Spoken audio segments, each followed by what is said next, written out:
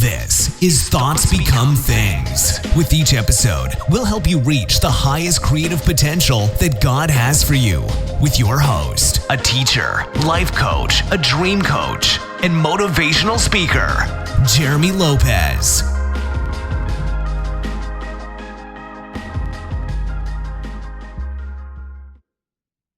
Hello again, everyone, and welcome to Thoughts Become Things. I'm Jeremy Lopez. I'm so excited that you guys have joined us today on this podcast. And I'll tell you, you know what? We're seeing some great things beginning to happen, today in our lives. And, the world is just going crazy, is it not? It seems like so many different things are going just crazy, But yet that's a good thing for us because it helps us to be able to cipher through the crazy, versus those who understand wisdom and those who really know how to get a grip on things to be able to change it and shift it and sort of basically pull up old seeds, so to say, and begin to plant new seeds, things that will begin to produce not just for them, but for other people. If you're like me, sometimes I find myself pulling up weeds so many different times in so many different places in life and within people to sort of give them a healthy start, a jump start, and learning how to live healthy and think healthy. And so what I wanted to talk about today is something actually that I've been experiencing recently. And it's something with other people that really hit home with me this morning that made me realize that this is the way some people live their lives. And so I'm going to talk to you today about wisdom versus a poverty mentality. Wisdom versus a poverty mentality. I remember recently spending time with someone and talking to them and not really talking on a spiritual level, just pretty much everyday normal conversation. And during this conversation, it hit me how many people actually talk this way and think this way. And that this person really did not think about the fact that, it dealt with a poverty mindset. They didn't think about, trying to use wisdom. This was someone who actually did not even go there. Didn't even go there on that plane of thinking that I'm going to use wisdom because I'm saving my money, because I have a plan, I have a purpose and a vision for what's going to happen tomorrow, what I'm going to start building and creating and laying a foundation. This person was far from that mentality. This person was on a survival mode and didn't really pay attention, even though this person didn't use the word survival, but yet they were living their life by survival. And that was always looking at someone who had something more or better than them, and yet they would sort of laugh about it as if it was a joke, like, I wish I could afford this nice thing, that you have. And yet, first of all, it puts people that might have something nicer than you, it puts them in a bad place because it's not something they're going to laugh about, because they're going to be sort of proud to be owners of something in their life, whether it is a good job, a car, a home, a new sweater, a new blouse, a new pair of pants, or maybe they just carry themselves to look better because they have a wealth conscious mentality to really, know that life can be what I want to make it, to become in my life. I can change things. I can change the way I think. And so a lot of times these type of people tend to look at things better than what it is that they have and sort of make other people that have better things uncomfortable, because it tends to put them in a place where it's a threat to them, because I'll never have what you have, no matter what it is. And because I'm going to laugh it off and basically make you feel uncomfortable that you actually do have something better than me. And so it's very degrading, but it's also embarrassing actually for both parties. And this person was talking about going to different restaurants, knowing when someone or restaurants or people give free food. And yet the whole time I was thinking to myself, this person literally lives a lifestyle of poverty thinking and once again, folks, poverty thinking doesn't always represent and live around money. Poverty thinking means anything and everything soulishly, spiritually, and naturally that deals with things of a lower vibration. Lower vibration are things actually that science will tell you that deal with things that tend to be negative, not joy, not utter abundance, not gratification of being happy and satisfied and having peace and having just love exuberate from them. These are people that tend to live negative, and yet they think they're being positive by dwelling in the negative, because they think sometimes it might be false humility, which is not humility at all, or basically feeling as if this is what life has dealt me. So I'm going to be not really even content, but I'm going to just sort of be in my life, let things just happen, work my job 8 to 5 every day, go home, and just basically put people down that live actually a little bit on a higher scale of frequency than I do, because it's what I know best. It's my defense mechanism, because I'll never have that, so don't even try to go there. I'm not going to have a vision for it, because I'll never amount to what it is that you supposedly have. That's something I don't have. And yet those type of mentalities have to be broken. There has to be a divine paradigm shift. And one of the things this person was telling me was the idea of knowing every single restaurant that actually gave away free food, when you dressed up in a costume, or when you did this or when you did that. And it was things that sort of alluded towards that mentality of knowing that I can go from restaurant to restaurant throughout the day, every day, because I know how to hit them, I know how to target them, I know in my mind exactly where to go when things are given away as freebies. And yet the whole time I'm sitting here thinking with a smile on my face, thinking to myself, that is a crying shame. That is the lowest of the lowest type of thinking, because it's putting you at a place where you're desperate, you're a vagabond, you're not even a vagabond, you're not even thinking on that level of, when I was a kid, it was so, I have to tell you this real quick, it's so funny, folks, is the difference between vagabond and vagabond. It's funny because I actually got it wrong when I was a kid, and my family would just laugh at me. They says, no, let me correct you and tell you what it is. And so to this very day, I say vagabond and vagabond as a joke, because of the simple fact I did it as a kid. And so all my friends know it today, that when I say it, I'll use both of them, because they know that's how I used to feel. And so it's an inside joke, but I want to share it all you guys today. But basically, it sort of brings out that powerless mentality, that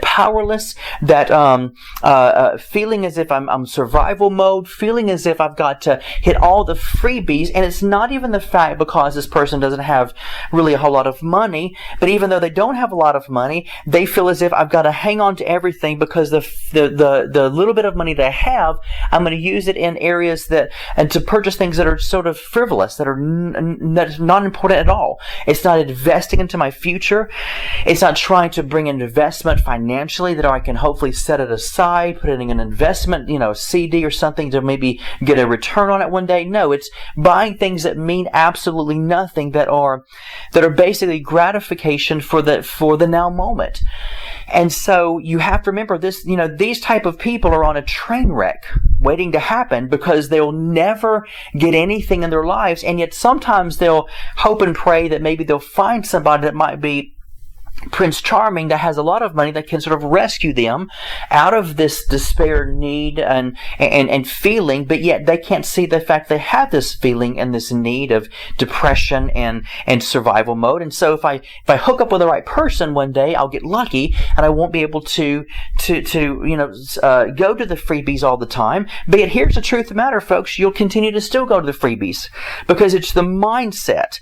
I have a lot of people who've actually said things to the nature of, we have people that take advantage of the government when it deals with welfare. And you know what I say to them? I say, you know what we do? We have people that abuse the system horribly, that really don't know how to use their money at all properly. And so because of that, they tend to, have a freebie survival mentality. And through all of that, they will always be they'll always be survival mode. And no matter if Prince Charming comes and marries them one day, their mindset is never going to change, because of the fact it's how you see yourself is how you will carry out your life to be every day.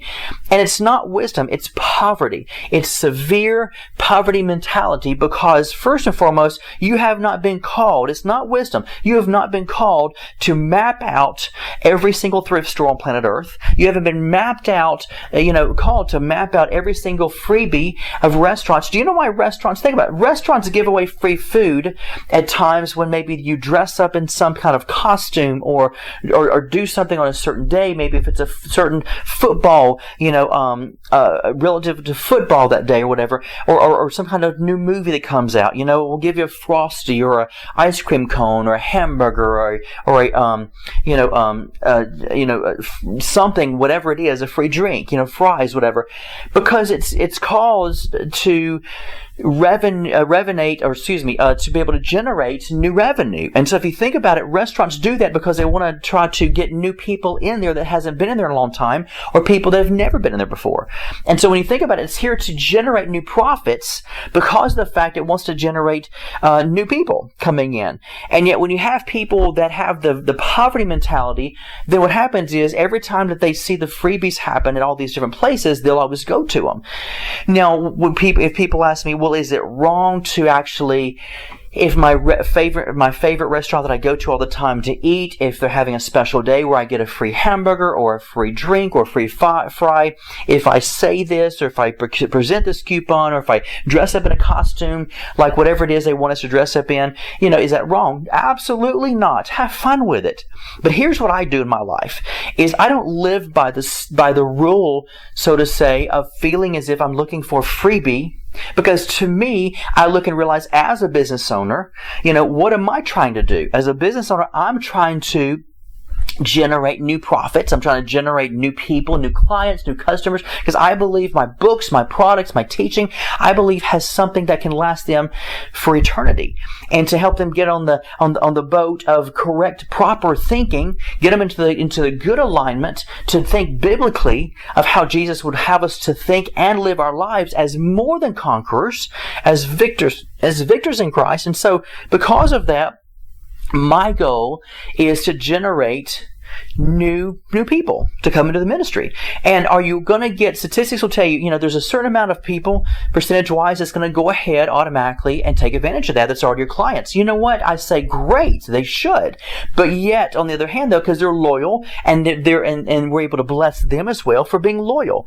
And so there's nothing wrong with that. But when you look at a restaurant as seeing if I can get a discount out of something because something I can make up or fabricate to get some kind of 10% discount, or go in there to get a restaurant and do something to map out every single day of the freebies, and yet this person I was talking to actually goes to the same restaurant and that's in their city for a couple of different communities with the same type of on the freebie day to get breakfast, lunch, and dinner. And I'm thinking, do you realize how wrong that is to do that? Is it legally wrong? No, it's not. But spiritually, you're killing yourself. Because what you're doing is you're living off the system of freebies, that the freebie system has been set in motion from these restaurants and these companies to generate new clients and to bless those who are actually feeding financially into them as loyal customers, to begin to say, I also want to bless you with something free today as a free fry, but not to milk for all they're worth. That's not how the system works, folks. And that's why you will always have people that will abuse the system, because they have a poverty mentality and a mindset, and they'll never amount to anything in life as far as ever doing anything with their life. They'll go from day to day existing. And so you have to look at your life to say, which category do I fit in? Those who have wisdom, those who use wisdom, who actually like to get a good deal, a good sale. I'm a huge Amazon person. I love Amazon. I love to order from Amazon all the time. But I'm also one to let people know that I don't take advantage of their system. If I get something, for example, if the box is messed up but the product inside is not, I'm not going to try to milk it for all it's worth to get a discount, or maybe try to keep that product when there's nothing truly wrong with it. And people do it all the time, folks. And what it's called is thievery. It's called dishonesty. And when you're dishonest, you know what? You reap what you sow, and you will set yourself up for the day. And here's what I tell people: when you take a day of dishonesty, then what you're doing is you're adding an extra day onto your life of dishonesty. Every time you plant a seed of dishonesty by taking advantage of a company, corporation, or trying to get a freebie, or trying to get a discount on something that doesn't deserve a discount, then you're setting yourself up an extra day in your life where that same thing you will reap back in your own life. And so are you truly saving money? No, you're actually taking and stealing, and you're actually taking more out of your own pocket, more money, because you're setting up a day where that'll return back to you. And trust me, when it returns back to you, it's going to take some interest with it. Think about that for a moment, folks. Think about that for a moment. So you have to remember, what is wisdom? Wisdom is setting yourself up for great deals, great plans that cause you and maybe the company to profit from it. and to benefit from it, to where you are blessed from companies because they're offering great deals, and you're blessed by that deal, but you're also blessing them back. It's the same scenario as, let's say, for example, let's pick Walmart for a moment. Let's say Walmart is giving a door giveaway, and let's say that Walmart is giving a giveaway today of something that is maybe a $10 value to you for those 500 customers who walk in the store. Why does Walmart do that? Walmart or any corporation will do that because they know that the customer is going to come in and buy more stuff, and so they consider it a loss, and they consider that a loss. But yet, in reality, it's a profit for them, because if I can get you in the door of my company, in Walmart, for example, to come in and give you a $10 item that might be a $10 retail item, and yet knowing they might pay for, let's say, if they might pay $2 for it or whatever, $2 or $3 for it, and yet so they would normally be making a certain amount of profit off that, but yet that profit's going to be a loss because they're giving it away to you free. That's not a problem for them, because they know the volume of things you're going to purchase when you get into the store is going to make up for that $7 or however much profit it would be for them. And so they know you're going to get in there and you're going to be like anyone else, like the rest of us, get in there and say, well, while I'm in here, I need a bar of soap, and oh man, I do need a new shirt. I do, you know what, those tablecloths, I need new tablecloths, or, while I'm here, I need to buy some Pledge. I need to buy some cleaner, to clean my furniture with. And you're going to get a certain amount of things that's going to make up their profit out of making the profit of other items. And so guess what? Both companies, both parties benefit from it. But if you're the kind of person that says, oh, Walmart's going to give me something, and you walk in the door to get that $10 freebie and turn around and walk right out just to get the freebie, and trust me when I say this to you folks, there are people that do that all the time. Now, is that illegal? No, it's not illegal. Is it dishonest? No.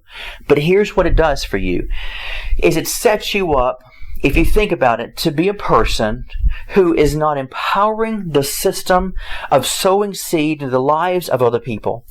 And so what I tell people is this: notice that when marketing takes place within corporations, they're doing it to where they can empower you with something, but hopefully in praying in return that you empower them back with something as well. Because everything in life is a boomerang effect. Everything is a boomerang effect, folk. There's the cause of sowing and reaping, cause and effect. Everything in life is going to be what you put out there is going to come back to you. It's known in every single religion. It's known especially all through the Bible. And so when you look at this, you have to remember, what kind of person am I?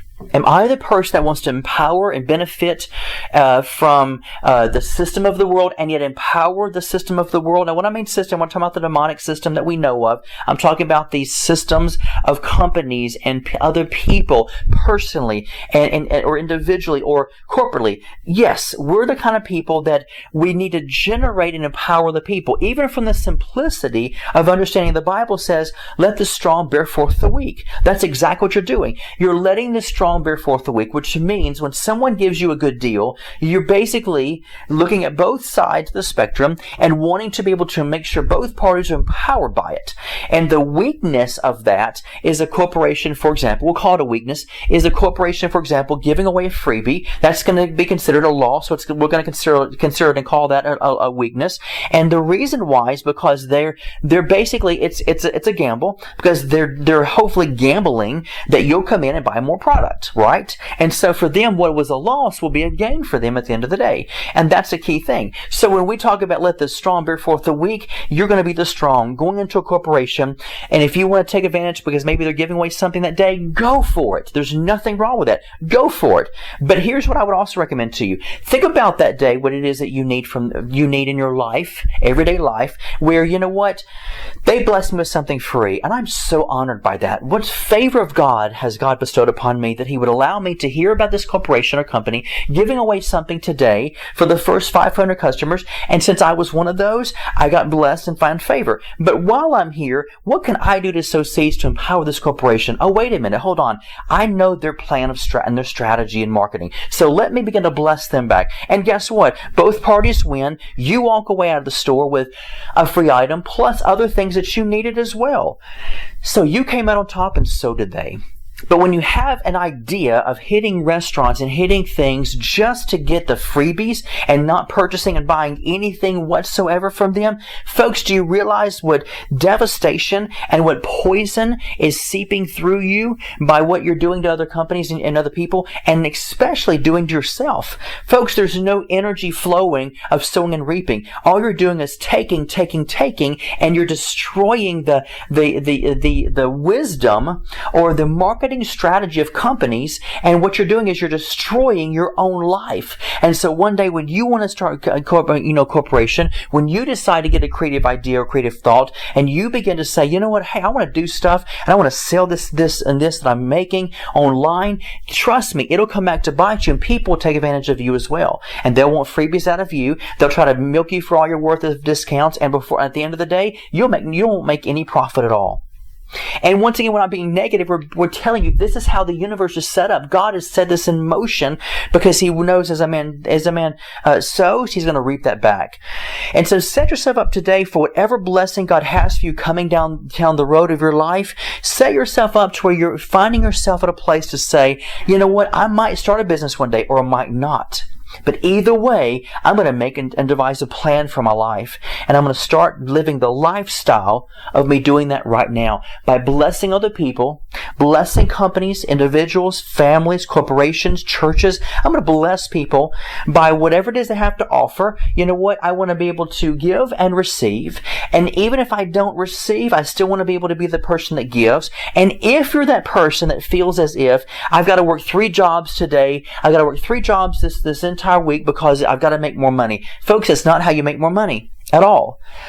You're disrespecting your identity by sitting yourself still and knowing that He's God. To allow God to speak potential into you, and for you to discover that potential, discover your giftings, and discover your identity, to say, what is it that I can do on my own to be the head and not the tail, to be above and not beneath? And it could be some kind of small business idea that will start you an online business. It could be writing books or ebooks. It could be knowing a strategy and a plan to know how to move up in your company to maybe create a position that no longer or has ever been in that position in that company. So you've got to be able to know that when you know your identity, you're going to prosper, folks. It's just a known fact. When you know your identity, you will prosper because there's a treasure in every man in the human vessel. And the treasure in the earthen vessel draws and attracts to itself that same treasure. Treasure attracts treasure. If like attracts like, treasure attracts treasure. And if you don't know the treasure within inside of you, you're not going to attract the treasure in other things. And if you don't know the treasure within yourself, some of you need to tweak some of this stuff. If you don't know the treasure within yourself, then guess what? You'll always take advantage and disrespect the treasure in people, corporations, and families, and anything and everything around you that moves. Because when you don't know your treasure, you don't know you are the treasure, then you'll never know how to give the treasure to other people. So you've got to remember, treasure attracts treasure, folks. That's just how life is. And when you want to attract something, you've got to know that you already are that treasure. And therefore, use the wisdom God's given you. Get the great deals. Get the good sales that God wants you in your life. Calculate in your life to see, do I really need that within my life? Calculate within your life and see, can I afford that within my life right now? Is that something that maybe will empower me to make me feel better, confidence, build confidence within myself, something that will empower me to learn, a new education, something that will empower me to be better on my position, on my job, something that will empower me to maybe make or earn more money, something that will empower me to help jumpstart my business idea, something that will help me longevity-wise. Make your investment and purchase those type of products, folks. There's only one you, and there's only one life you've been given. And at the end of the day, you don't want God to curse you, so to say, by saying, you know what? You buried your treasure. You buried your talent. You didn't even invest anything because you had this poverty mentality and you just tried to get freebies and hoard up everything that you possibly get your hands on, and you thought that was how you're supposed to live your life. And because of that, you're going to be cursed. But if you take your life and give it away by taking your life and investing your energy, your life, your talents, your time, your efforts, your mind, if you invest whatever it is that God has given you, which is your entire beingness, body, soul, and spirit, when you invest that on good ground, trust me, folks, you will get an amazing, powerful return back. It's not about how hard you work with your feet, folks. It's about how hard you work with your mind. And when you work with your mind and not your behind, you will find the power of thought will attract unto itself the power of how you see yourself and how you think about yourself, and also how you think about the community and other people and corporations. And trust me on this one, folks, you will draw how you see the world. You'll draw that around to yourself. If you think the world is scary and nobody can be trusted and the government's corrupt and everybody's corrupt around you, and you don't trust anyone, you don't trust on putting your credit card online for anything, you don't trust anything, then guess what? You will have nothing but dishonest people coming and taking advantage of you. You'll have probably your credit card stolen, your debit card stolen. You will have devastation because you're attracting the very thing you're putting out there. And the fear that you think is wisdom, that fear will take you over. The Bible says within the book of Job, it says the greatest thing that Job fear came upon him. Folks, create your world to be the loving, kind, compassionate, generous world that you want it to be. Because when you create that environment will in turn around and begin to bless the Creator, which you are. As a creator, as co-creators in God, as co-creators in Christ, you create what you want your environment to be, and that environment will come back and repay you one day. Hey guys, thank you so much for tuning into our podcast today. You guys are awesome. I love the audience we have, the people who watch me on Facebook Live on Mondays, on Identity Network's Facebook Live. We so enjoy you guys investing in the ministry by buying product, our books, our ebooks. My staff is always trying to always cram in so much during the day as far as new product and new articles, because we want to bless you. We want you to be blessed by our articles and reading. And reading is free, by the way, folks. Articles are free to read, and we want you to be educated on spirit-filled things and things of the life, things of the kingdom. And so I want to just tell you guys, thank you for investing into our company, IdentityNetwork.net. And we believe that we're investing back in you richness and treasure beyond anything you could ever ask or think, because we want to be able to cause you guys to grow into entrepreneurs, business owners, managers, successful people, people of integrity, people of great character, people of honesty, people that can treat people with respect and dignity, people who will not gossip, but people or backbite or tale-bearing, but people who will love people to life. That's what we want to see produced in our ministry. My question to you is, what is it you want to see produced in your own life, in your own ministry, in your own business, and your own sphere of influence? So thank you so much for tuning in today. Hey guys, once again, information's free, revelation's free. Tweet whenever you want to from these podcasts. All we ask is you just sort of put my name to it to where people can maybe be drawn to the ministry and say, that's a great principle, great saying. I want to get back to that ministry and find out more about this person.